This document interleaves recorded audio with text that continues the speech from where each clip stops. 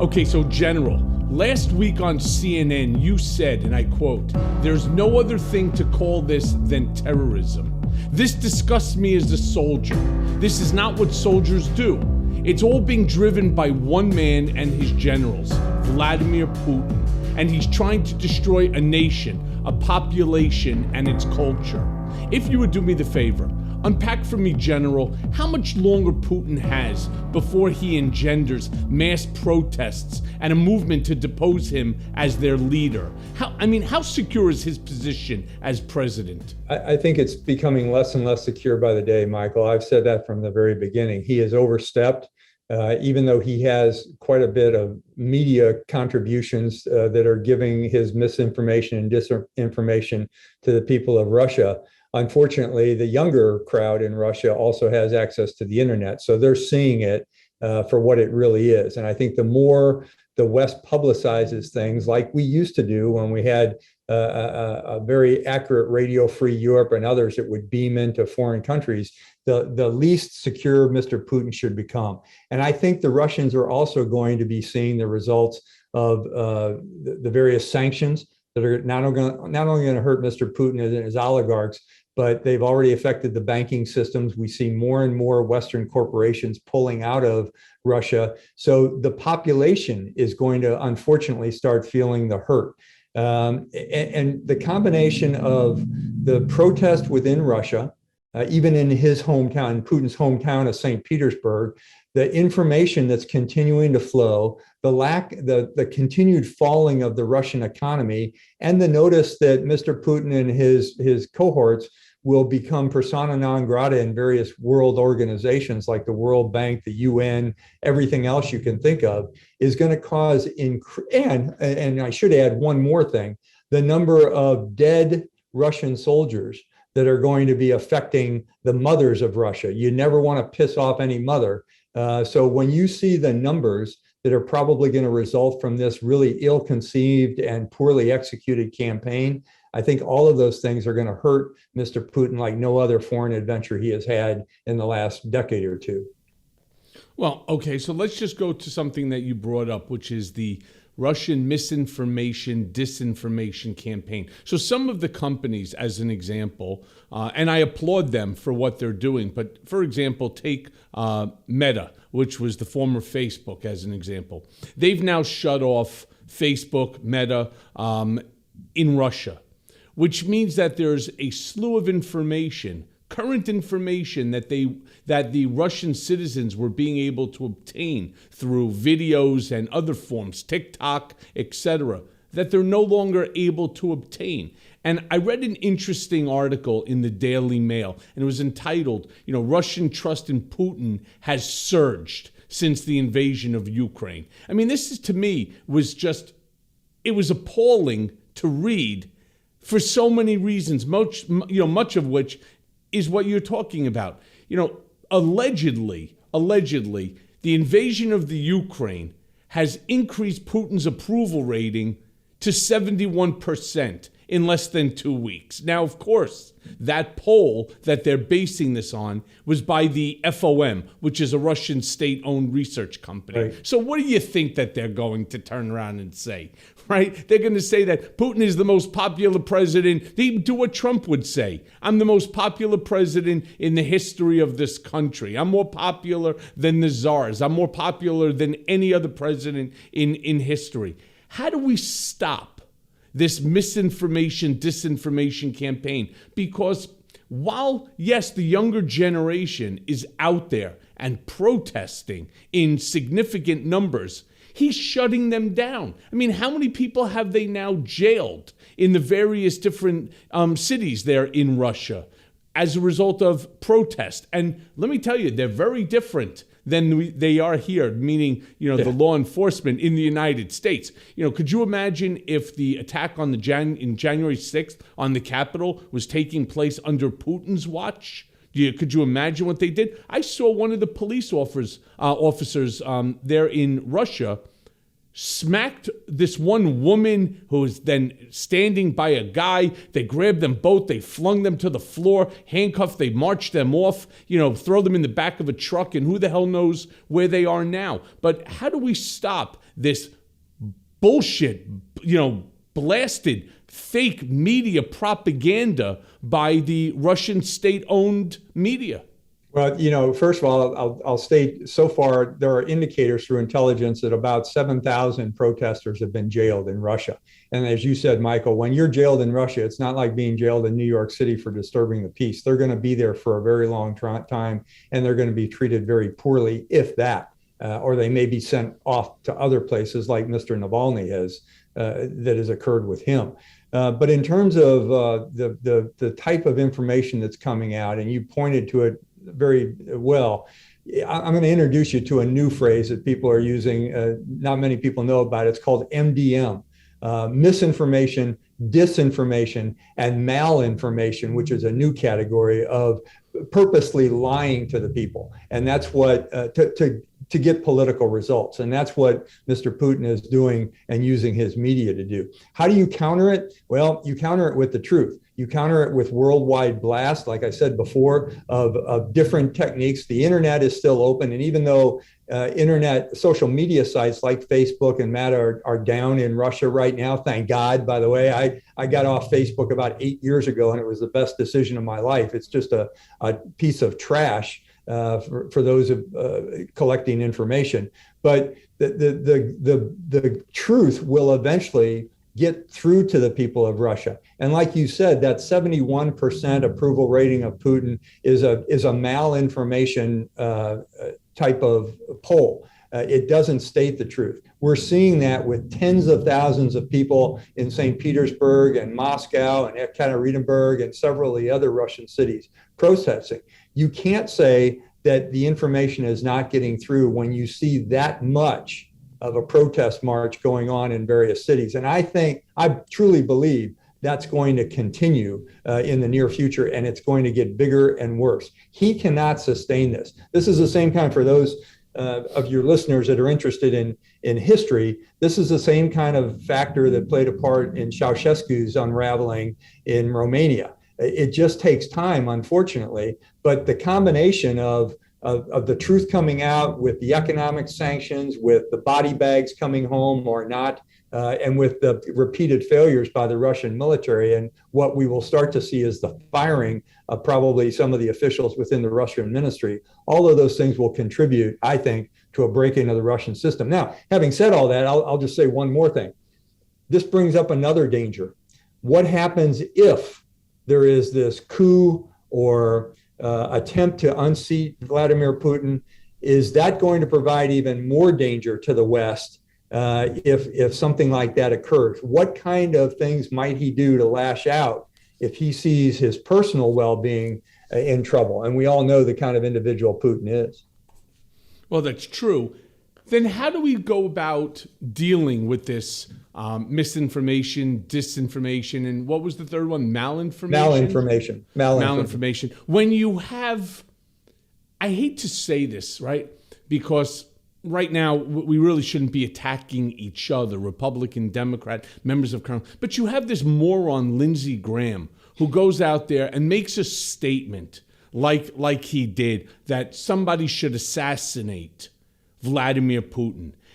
Somebody on his inside, in his inside team. And the problem that you have with that is you've just given his misinformation, disinformation, malinformation campaign a massive boost.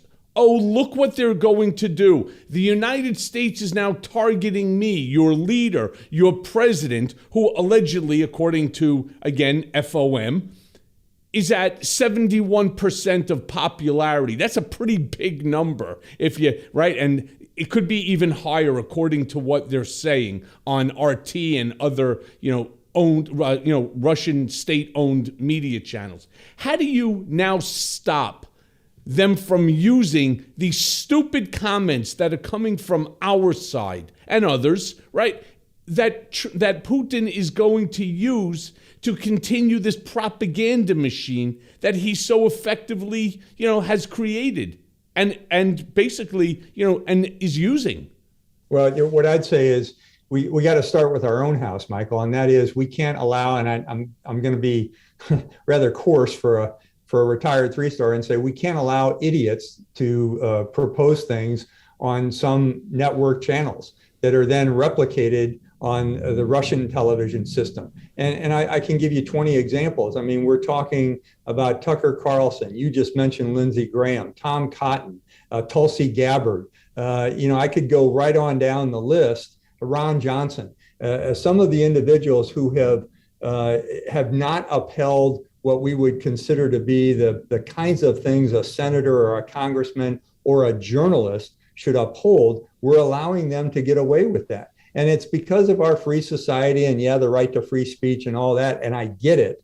But when we're talking about idiotic statements that are either contrary to law, morals, or ethics, and we're seeing that, and that fall right into the hands of a authoritarian kleptocracy, which Mr. Putin is running, then certainly we're at fault for some of this. We certainly should be bearing the wrath of some of these individuals who say ridiculous things like go assassinate their leaders or Putin is doing the right thing. I mean, I heard a former colonel of the U.S. Army, a guy named Doug McGregor. I saw a clip of him on Tucker Carlson last night, and what he is saying is treasonous. I mean, to say that Mr. Putin should just take over Ukraine tells me, first of all, he has no understanding of what the nation of Ukraine is all about, and secondly, he doesn't really care what he's proposing on a television network that could get back to a leader that uses propaganda to get his ways.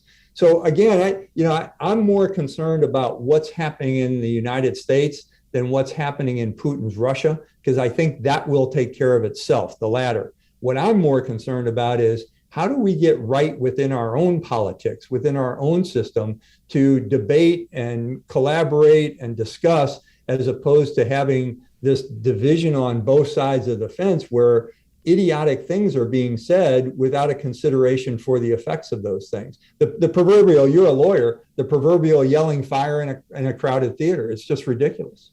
Or as Tom Hanks said in Forrest Gump, stupid is as stupid does. And that's just what these people are. They're just stupid. Now, one of the things that I had also read is that the Kremlin is now going to step up its propaganda efforts simply because Moscow, Putin, there's a feeling that they're losing this information war. So what do?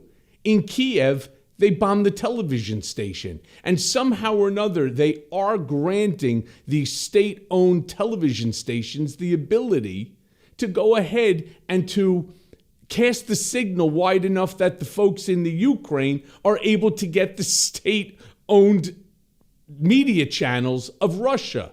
Now, it's not going to prevent something that you brought up that actually touched me, which is about the mothers of, the soldiers, both, Ukrainian and Russian, especially the Russian ones that are looking and scouring the internet for Ukrainian information, for any video that they may find that would show that their children, right, who are there serving are still alive. And there will come a point in time that those that are deceased have to be brought back, and they will be brought back in body bags, and somewhere along the line, if in fact Meta or TikTok or any of the other social media platforms reopen in Russia, you're going to start seeing a massive return of dead bodies to Russia. And I think that's going to be on top of the sanctions, the financial sanctions and so on. It's going to be very injurious to President Putin's tenure there as president of Russia. Yeah, I agree with you completely. But going to your statement about the bombing of radio towers and TV towers, that unfortunately in the information age, when military commanders have to understand the implications of ideology and also the passing of public information, if you're not in a democratic state, you're going to do those things. In a democratic state, you're going to invite the reporters along with you. You're going to embed the reporters. Tell your story. I'll take the brunt if I have to. But in an authoritarian regime like the Chinas of the world, the Russias of the world, some of the others North Korea, others that I could name. There is that control of the media to try and get the message across. Michael, I've traveled many times in both Ukraine and Russia. What is fascinating to me is Ukraine was under and many other European nations, Latvia, Lithuania, Estonia, Poland, Romania, Hungary. In traveling in those countries, talking to their soldiers, to their government officials, they know what they went through during the time of the Warsaw Pact and the Soviet bloc of nations. They knew that they were perceiving lies coming over the airways. And it became almost a cultural dynamic that they knew that they couldn't counter it, they couldn't speak up against it, but they knew it was all bullshit. Unfortunately, what you've got in Russia right now is you've got a pretty good population. And I enjoyed talking to Russian people and seeing the Russian culture the multiple times I was there. But the fact is, they know what's coming out of the Kremlin is bullshit. They know what Putin is saying for the most part are lies. But unfortunately, they can't counter that for fear of death or imprisonment or a gulag. So, I think, again, I'm hopeful that the truth will come out, that it will soon take on a momentum and an inertia of its own that overcomes the lies and the BS. But, it is not going to happen overnight. That's for sure.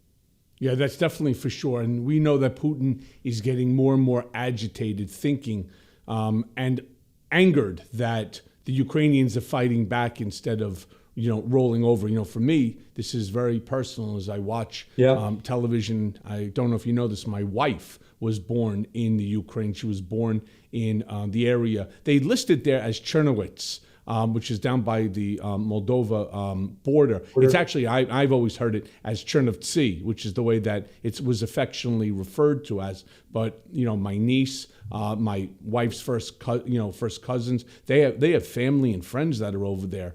And, I speak with them on a daily basis now, and the communications is just down, and it's very, very difficult for everybody. So I can, my heart goes out to all of the Ukrainians.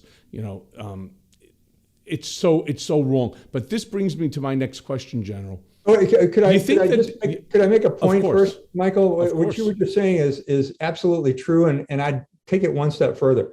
In the past conflicts, we've had a lot of reporters and journalists embedded with the soldiers who were fighting. Right now, what we're unfortunately seeing is a lot of journalists and reporters in big cities reporting on how the population is being oppressed or killed. From all of my feedback and all the intelligence I'm getting from friends in both Ukraine and especially Poland about what's happening, the Ukrainian forces, the army and their territorial defense forces, are absolutely kicking some ass. They are doing a phenomenal job. And what you just said a minute ago about Russia being very surprised, he is more than surprised. He thought this was going to be a cakewalk, that they would subjugate themselves to Russia. They are not doing that. So he has failed from his strategic approach of subjugating Ukraine, further dividing NATO. It's actually united NATO in this action, further dividing a divided United States. And I think we're beginning to see the glimmer of the United States coming together. And you add to all those failed strategic objectives that Mr. Putin had, the fact that his economic system will soon be in ruin, and it will affect both him and his oligarchs as well as his entire country. All of those things tell me there's going to be a failure driven by the bravery and the courage of the Ukrainian military and politicians that are standing up to this stuff. And I'm sorry, but go ahead with your question. No, so this is actually a great segue into what I was going to ask you, because obviously Putin is extremely frustrated by the lack of the military progress that his Russian troops have advanced upon Ukraine, which now then put Putin in a place where he decided that he was going to put his country's nuclear arms on high alert. So my question to you is there a scenario where Putin would deploy nuclear weapons? Yeah, I think there could be, certainly. One of the things that I learned, Michael, in attending several exercises in Russia, I went to my first one as a lieutenant colonel back in the mid-90s after the wall came down. I went to my last exercise there in 2011, when I was commander of U.S. forces in Europe. And what I found fascinating was both of those visits were after the wall came down. So there was, a different environment than there was during the Cold War. But in watching the Russians conduct military exercises, they would always end their exercises, we call it index, with some type of nuclear event. That was baked into their training, whether it was a tactical nuclear weapon of 1,000 kilotons or less, or a strategic nuclear weapon. So what I'm concerned about is certainly Vladimir Putin has said that he will use nuclear weapons. Now, what we don't know is, does that mean he actually will? He has done a lot of things in the last month that I never thought he would do. And several other national security experts are just befuddled by the fact that he is making so many mistakes left and right. Is there the potential for him to make another mistake by referring to nuclear weapons and then potentially using them? The key is, though, and this is the problem set, when you're in combat, what you have, unfortunately, is elements of risk, and you have to continue to try and mitigate those risks at every occasion. When you're talking about the potential for nuclear weapons, there is no mitigation of a risk. That is a gamble, whether you use them or not, or whether you think the other guy is going to use them or not. So we could bet on the come and saying, he won't use them. But if he does, that's a cataclysmic world event. If we bet on the come saying, oh man, he might use them, and we're gambling a little bit with this guy, and he doesn't, well, okay, at least 100 million people are saved from incineration and radioactive pulses. So, I mean, that's the horns of a dilemma that you have when you're dealing with a nuclear power. And I actually think the Biden administration is doing a superb job in handling this. People want our government and NATO to do more. They want us to march right in there and stop all the tragedies. And boy, there's nothing more I would like to do than to do that. But this threat, this overhanging threat of nuclear weapons and the potential for expanding a regional conflict into a global one is what I think is concerning to those who make the really hard decisions. General, of course, I defer to your experience, your knowledge in warfare. I have none other than about 12.5 fistfights on the street. From Long Island to Washington to Michigan to New York City. But to me, it just seems extremely logical that this was a really bad tactical play for Putin. And the reason that I say that, it reminds me of no more than, a regular fight. You're going to keep threatening somebody over and over and over, and you don't engage in that fight. It's the boy who cried wolf theory. And now, I'm concerned that he may actually deploy, maybe it won't be nuclear, maybe it'll be one of his, ICBMs or one of his other, MOABs, right? Mother of all bomb type, missiles. And the reason that I think that he's boxed himself into a corner, and I would love your take on this, is because now that he's put that threat out there, and we all know Putin is a tough guy, right? I mean, Samba expert, guy who likes to be on horseback, shirt off, fisherman, the whole 9 yards, judo, wrestler. I mean, he's the real deal. No joke. I know people who have, fought with him in Samba. Now, of course, they never hit him unless you want you and your whole family to disappear. But right. He is really well trained. Now that he's put that threat out there, you have the United States, you have NATO, you have the EU. If in fact that he doesn't do something, they're not going to believe him the next time. And we do know for a fact that there will always be a next time with Putin so long as he's in power. What's the chances that because of the tactical mistake that he made, that he's going to have to do something and do something big? You would have to further define what that something big might be. If it's an attack on NATO, he would be overwhelmed. And I mean that sincerely. I know the strength of NATO versus the strength of the Russian military. Could there be other things? Like you could take as an example, and this is one of the areas that surprised me that he hasn't used more, and I think there's a reason for it, which I won't go into now. But why has he not increased his number of cyber attacks to other organizations other than the military? So in other words, why has he not attempted to go after banking industries, healthcare industries, electric industries, nuclear power plants. I mean, there is the potential to do all of those things with cyber warfare. And I think it's because he knows that there is the potential, first of all, of a strong cyber defense against him. And a counterattack in cyber would be devastating more to his country than anything he could execute against the West. But could he do it?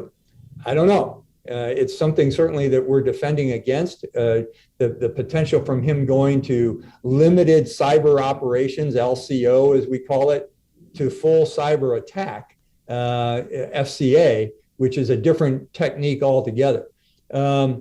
Is there the atomic threat? Is there things associated with using long-range atomic weapons in just one strike against either a NATO city or someplace in the United States?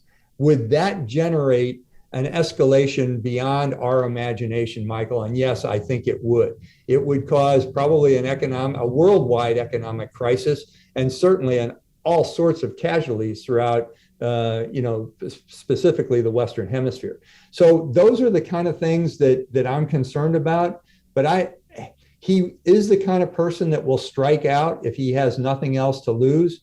But he's going to lose an awful lot in Ukraine. We're already starting to see that, and he's going to be a pariah on the world stage when this is done. He will not be accepted in any international body when this is over and Ukraine wins. And I fully believe Ukraine is going to defeat the Russian forces. It's just a matter of time and how many casualties Ukraine's people want to sustain.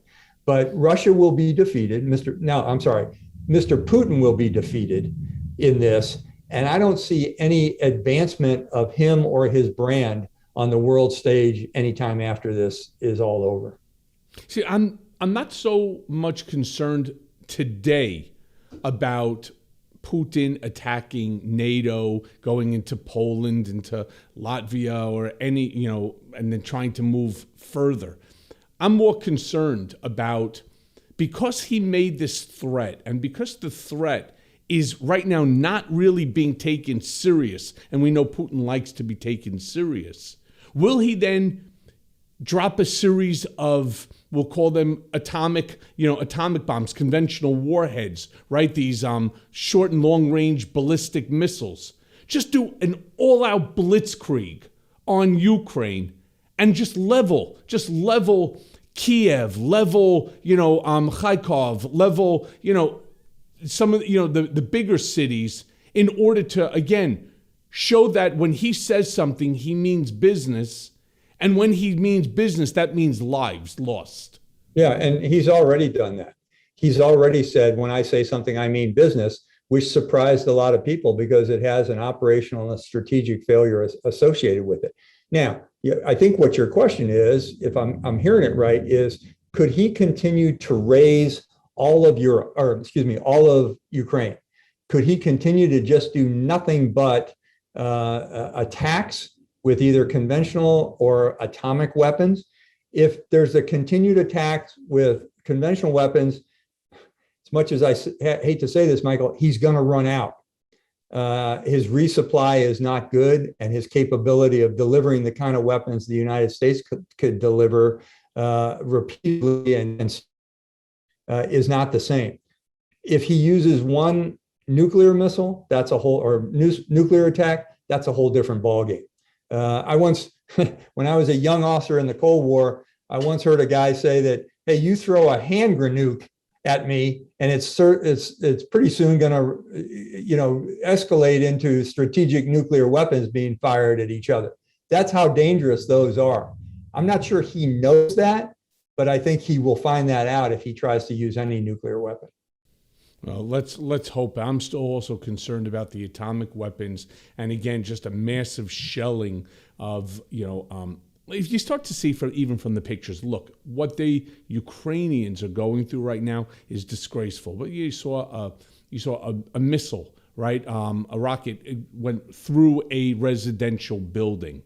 Very different than having an atomic bomb dropped on Kiev, which would level all of Kiev, while you have these brave Ukrainians out there fighting with Molotov cocktails and whatever Stinger and javelins, that they get their hands on in order to take out, trucks and tanks. There's a big difference, and he could launch that shit from the sea, where they do have that capability. And you're right, they will run out, but not before which they level Ukraine. And that's my biggest concern. And that's something that I desperately hope that, the United States and the NATO countries and the EU, that they all manage to figure out an answer to. I don't have the answer. That's certainly for sure. But yesterday, General, I wanted to ask you this. You posted an image of a captured $11 million Russian anti-aircraft gun system with a caption on it that read, and I quote, "This capture one of several trends. Are you losing," meaning Russia, "losing equipment and air assets in mass? Are you casualties, killed, wounded, captured, deserted?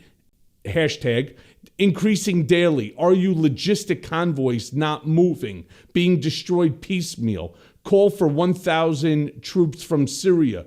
Can you unpack what you meant from this, both the Russians and on behalf of the Ukrainians? Yeah, those RU, the Russian abbreviation, obviously, in those statements, the RU, is what intelligence sources, both inside and outside of Ukraine, are suggesting Russia is experiencing in this campaign. A big deal was made out of the fact that they had 190,000 troops around the border with a whole lot of equipment from their combined arms army in the east. Well, that's great, but unfortunately, what's happening is they are sustaining casualties beyond their apprehension. There are indicators that over 10,000 Russians have already died, and that many more have either surrendered or went AWOL, ran away, or have been captured. There are repeated indicators that Russian equipment, I mean, the funny ones are the farmer towing a BMP or a tank down into his farm. Yeah, okay, that's humorous, but the fact of the matter is entire convoys are being destroyed. Weapon systems are being either stolen or taken off the battlefield by Ukrainian forces or destroyed. There are indicators that by my last count, over 200 tanks, Russian tanks, have been destroyed. I can't remember the last time I looked, the number of fixed wing and rotary wing aircraft of the Russian forces have been destroyed. What is in fact happening is of this force of 190,000, Russia was attempting what's called a battle of annihilation. They were looking to come in, encircle the Donbass by coming from the south, coming from the north, and having a big, what they call pocket, where they just say, okay, we just surrounded all of Ukraine's forces and they can't do anything, so we win. That's what's called a battle of annihilation. What Ukraine is running is what's called a battle of attrition. They are continuously piecemealing the Russian forces. And the Russian forces are not having as great effect against Ukraine as the Ukraine army and the defense territorial forces are having against them. So what I was suggesting in that tweet yesterday was we're not paying as much attention to the brave and courageous actions of both the Russian army and the territorial forces. You add to that, Michael, and we've seen this on the news in various cities, where allegedly Russia has surrounded Kherson in the south, Mariupol, Kyiv, Kharkiv. And what you're seeing is the population continues to march against the Russian soldiers and embarrass them. So none of those cities are occupied. They may have some Russian forces in the city, but I'm just going to do it from the standpoint of numbers. This is called battlefield math. Okay, there were 190,000 forces around the borders, which the government, our Department of Defense says about 90% of them are inside the country of Ukraine now.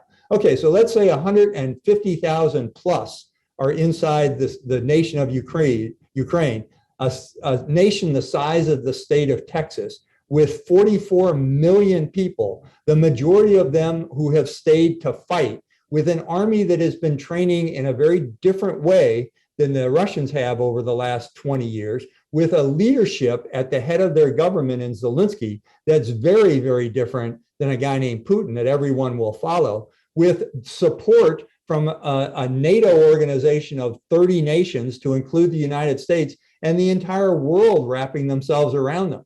You tell me who's got the better advantage on the battlefield right now. It isn't just about tanks versus people. It's about all those elements of will that the Ukrainian people and military seem to have right now versus a Russian army where prisoners are saying they didn't even know why they were going into the country.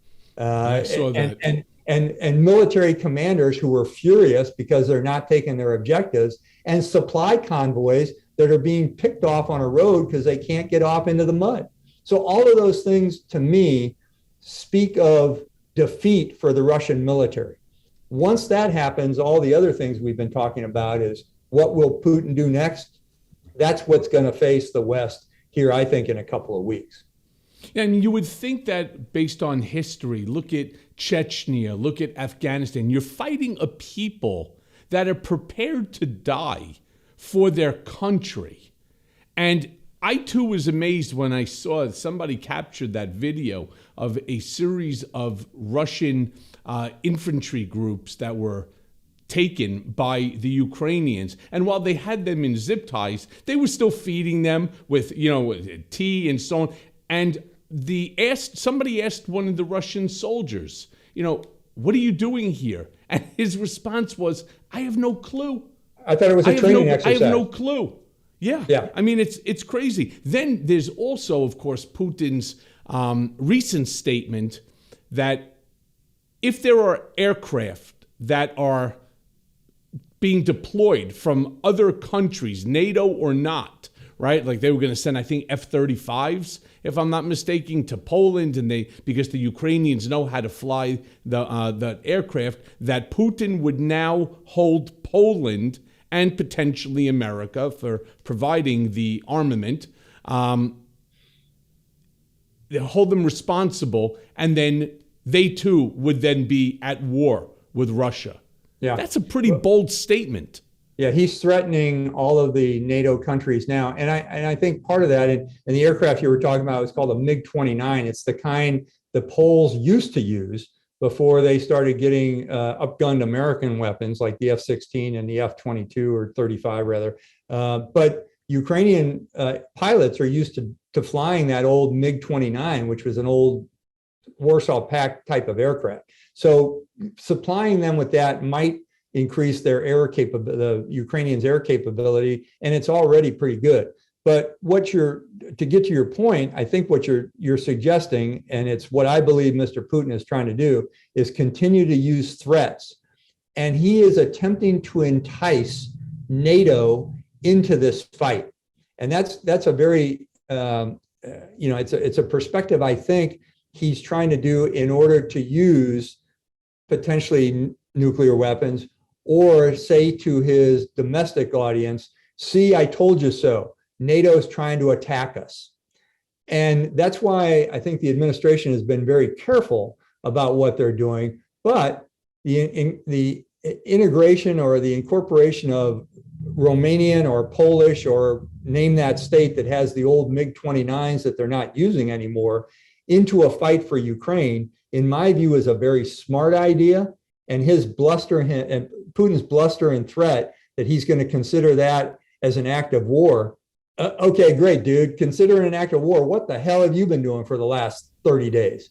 You've been whatever he wants, because that's what he believes, that he's permitted to do whatever he wants. And yeah, you're correct. It's 11,000 Russian soldiers. And my heart goes out to those families too, because they don't even know what the hell they're doing in the Ukraine fighting. And I think there was something like 269 or 270 tanks that have been taken out. But this brings me to a point that you just brought up, because the prevailing narrative by many was really that Russia was this terrifying, unbeatable horde. And the reality is that they are completely ill-prepared. They're ill-supplied, and they seem to be trapped in this nightmare created by one and only Vladimir Putin. Now, you've said from the beginning that this is really, it's logistics that will ultimately prove to cause Putin's failure. If you do me the favor, explain to my listeners what you mean by this, because logistics is probably the single most important thing that is keeping the Ukrainians right now strong and, and angry. Yeah. Well, I'll start off by saying, Michael, I think you know that I'm a tanker. I'm an armor officer. So I spent my early days in tanks. And as I grew up in the tank community and went from platoon leader to company commander to battalion commander to division commander, what I learned was that tanks are really awesome. They're sexy and they're cool to shoot. But when it really comes down to it, senior leaders understand that if you forget logistics, you're going to lose. Logistics determine the art of the possible. It doesn't matter how many tanks you have on the battlefield. If you can't get them fuel, ammo, food, and the other necessities of combat, you are going to lose. When a tank runs out of fuel, you know what it becomes, Michael? A pile of worthless garbage. Yeah, it's a pillbox. It's something that can't move. And so either the crew continues to fight it from a stationary position, which they can't do, or they jump and run. We're seeing a lot of that right now. So from a logistics standpoint, the hardest thing to do in war, in my view, is not to be a tanker, which I was.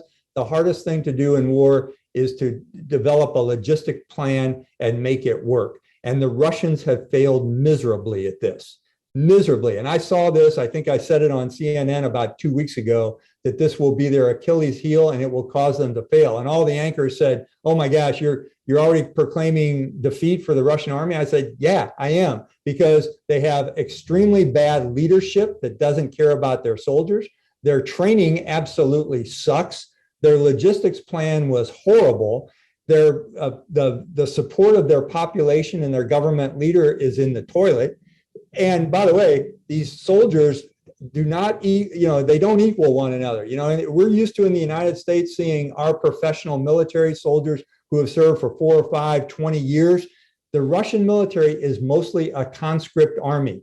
That means they come in for 1 year. So you've got a bunch of 18 and 19-year-olds who are on their first set of draft thinking that, they're going to learn to be a soldier. They normally never fire their weapon systems. They maybe are given 1 or 2 bullets a year for their tanks and artillery pieces. And you're throwing them into a battle that has multiple axes of advance coming in from the north, the east, the south, amphibious warfare, jets overhead, artillery.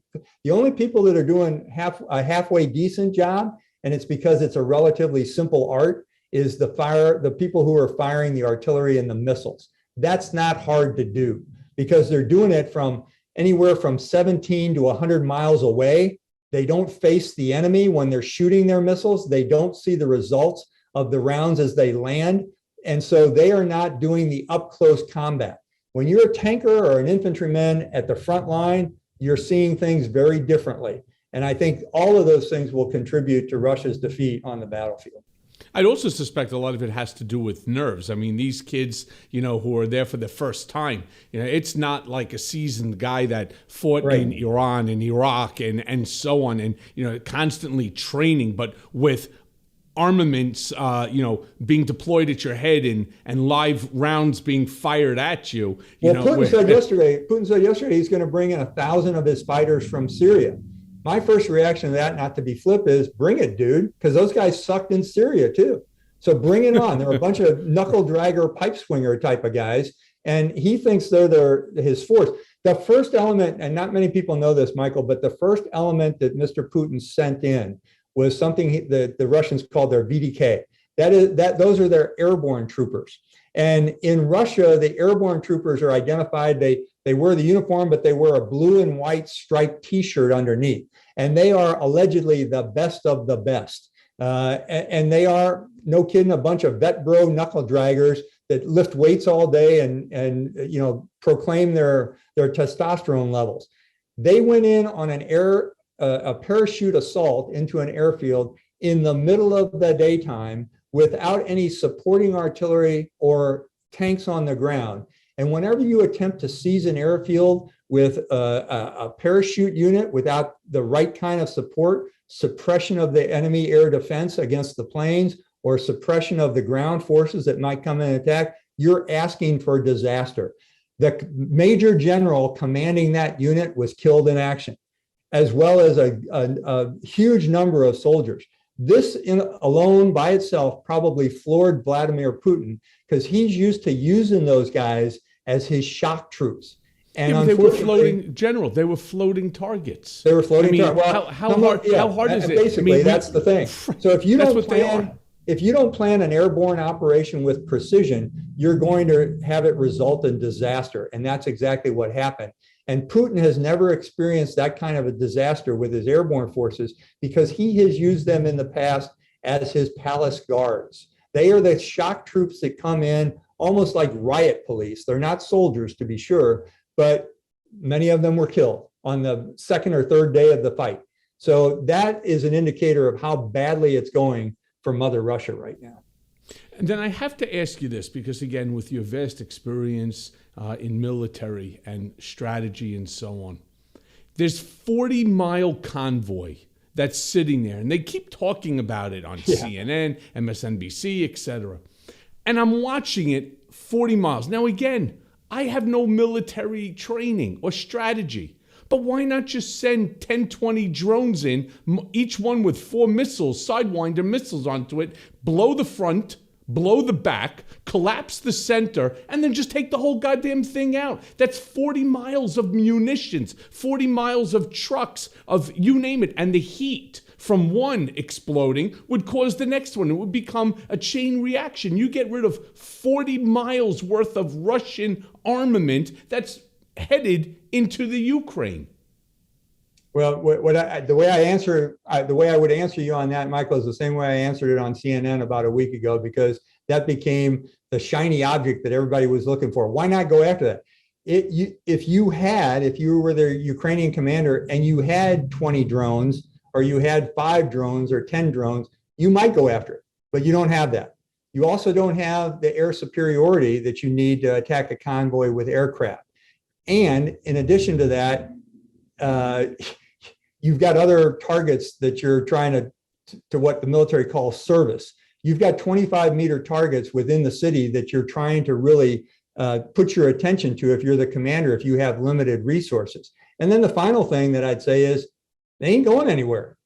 Leave them out there. Let the guys driving those 40 miles worth of trucks sit in their truck for 3 days, freezing their ass off because they can't go anywhere, and they're running the engines and running out of fuel themselves. And then eventually we will go out and pick them off one by one. And in fact, in the last couple of days, that's exactly what they've done. They haven't gone anywhere to resupply anybody. So why not leave them out there freezing their asses off? That would be my choice as a commander too. Well, like I said, it's the reason why I have you on Mea Culpa today, because I have zero military strategy, right? My first reaction was, fuck it, blow the whole damn thing up, right? Yeah, send a message to Russia. If you were an American commander with a whole lot of helicopters and a whole lot of drones and a whole lot of aircraft flying for you, you would have done that in a New York minute, because it's what's called a target of opportunity. And it would have really hurt the Russian effort for a couple of days. But those guys weren't going anywhere anyway. And the Ukrainian commander had to decide what targets were more important. Is it a tank or an artillery piece, or is it a truck filled with fuel that you'll eventually get to? Well, good. I don't feel as stupid as I felt when you gave me that other answer, right? So let me ask you this, General. In less than a week, the United States and NATO have pushed more than 17,000 anti-tank weapons, including, the famous Javelin missiles, over the borders of Poland and Romania. And this is really, again, what we were talking about, all about logistics. Logistics is as important as ground troops and the army.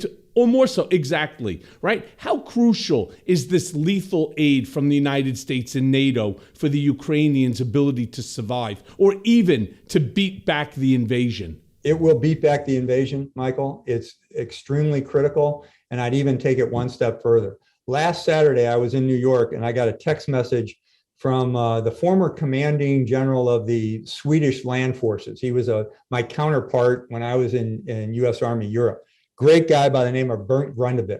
And he sent me a text and he said, hey, Mark, he said, the Swedes have decided to send 5,000 AT-4s, which is a type of tank missile, but it's smaller than a Javelin, less sophisticated, but it's for shorter range. He said the Swedes have decided to send 5,000 AT-4s, and he named a couple other things. He says this is going to be announced by our government tomorrow, last Sunday. That's a big deal. And you know why? Sweden's not even a member of NATO.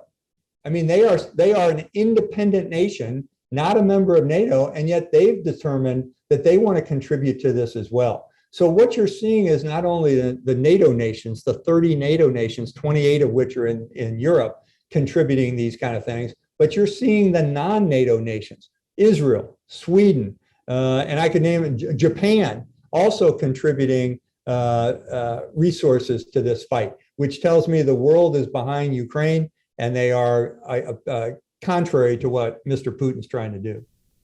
Well, let me ask you this then, General. Because the United States has thus far been very careful, right, to avoid a situation where the war widens and we find ourselves fighting against the Russian army. Do you foresee a scenario where Putin widens the war, invades Poland or other Eastern Bloc nations, NATO countries, if only to shut down the NATO supply lines? It's certainly a possibility, Michael, and I'll never say never, but I'm not sure he's going to have a whole lot of forces left to do anything like that. And that then gets back to our previous conversation about the potential for nuclear weapons. I'm just going to share this one highlight to you. The Russian military is thought to have about 5,000 fighter jets or bombers, part of their air force, about 5,000 fixed wing airplanes. The combined NATO air force is about 25,000. So when you're talking about going against a NATO state, I don't think even Vladimir Putin is that stupid. I mean, he could try and pick off parts, but as soon as you cross any kind of NATO boundary, you're going to have an Article 4 conference, and then you're going to have the creation of an Article 5 issue of we all fight for one that's being attacked, and it will happen. So no, I first of all, I don't think he'll have the resources when all this is all over. This will be like General Lee after the Battle of Gettysburg. He's just licking his tail and getting the hell out of there. He won't be able to fight again if we allow him to reconstitute, and we won't. The nation won't. Well, then that reminds me of Biden's statement the other day when he, proclaimed that if Russia steps 1 inch onto a NATO nation, then it's war. Putin's response back was, yes, it's war, and it will be nuclear. That's a tough response for Putin. And it wasn't like he had Stephen Miller, putting out some stupid ass response for Donald, right? I'm talking about that was a Vladimir Putin created response that came right off the rip as soon as Biden made the statement, which was then being hailed by the world as extremely tough. Putin comes back with one, which, if you think about it, it's mutually assured destruction. Well, he implied, he didn't specifically say nuclear weapons. He implied that it would take on a greater scale. What does that mean? The thing that I would suggest, though, Michael, is if it comes down to that, and this is something that I think Secretary Lloyd Austin, a good friend of mine, said in response to that, was he was very comfortable with the potential for the U.S. using our strategic triad if it was required. So that is a very nuanced way of saying, don't try it, dude, because we've got you covered in more ways than one, and ours are better than yours. And I think that's true. But unfortunately, there's about 100 million people in the world that would be caught in the crossfire between two nuclear states like that. And that's why we need to avoid this at any cost. You could only avoid it if the other side is willing to engage, right? And the second, right after he made that statement that it would be nuclear, because he did make that statement, at least that's what I've read, he then went ahead and he deployed nuclear weapons to active status.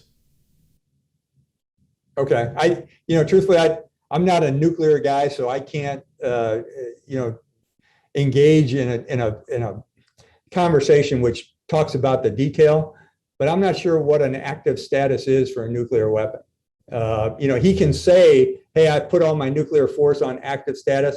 When you're talking about submarines, aircraft, and missiles, I don't know what that means, because I know how our nuclear triad exercises and ramps up, and there's no such thing as an active status. It's you either alert them to prepare to fire, or you don't, or you launch nuclear submarines into an ocean, or you don't. So I'm just not, and you can bet your life that we're tracking all of his nuclear capabilities right now in various ways. Yeah, totally agree with you. Well, if the Russians call for mass mobilization, do you foresee mass protests or even a move to depose Putin? I mean, how secure, again, is his position there in Russia? Well, I think I said that in the tweet that you mentioned a little while ago that I sent out yesterday. If Mr. Putin asked for general mobilization of his military and his nation, that's when you're going to see some unbelievable protests, because they do not know what's going on in Ukraine, like you said earlier. So if you're talking about going to all the mothers in Russia and saying, hey, we're about to mobilize our military and go on full alert, first of all, I don't think he has the equipment to do that, to put those soldiers on full alert. And it mostly will be for defense of the motherland, which they've done before. And there ain't nobody attacking the motherland, truthfully. But it also would cause a combination of mobilization of your military age males and females during an economic crisis, while you're getting your ass handed to you in a foreign country, when people are protesting in all of your cities. I don't know how that turns out for Mr. Putin if he wants to go that right. I actually think that would be extremely detrimental to any kind of strategy he's trying to execute.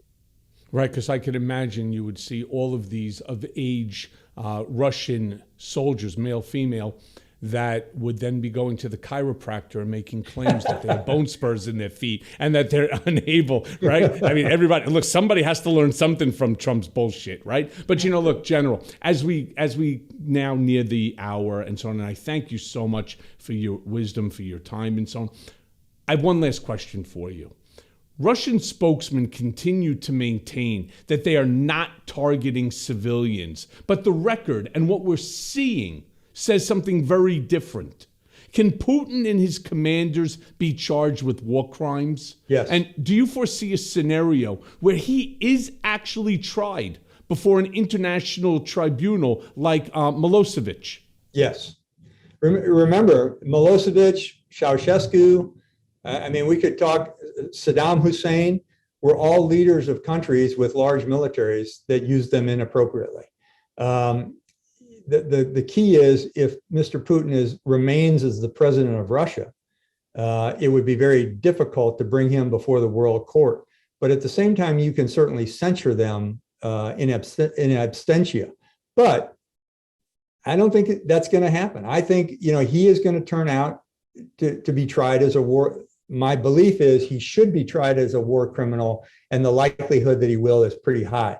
What you have to do, and I think President Biden addressed this the other day when the press were really trying to beat him into saying, is he a war criminal? Is he a war criminal? I think what's happening is there's an awful lot of lawyers who are looking at the evidence as that evidence builds, and they're putting a case together for the Hague. And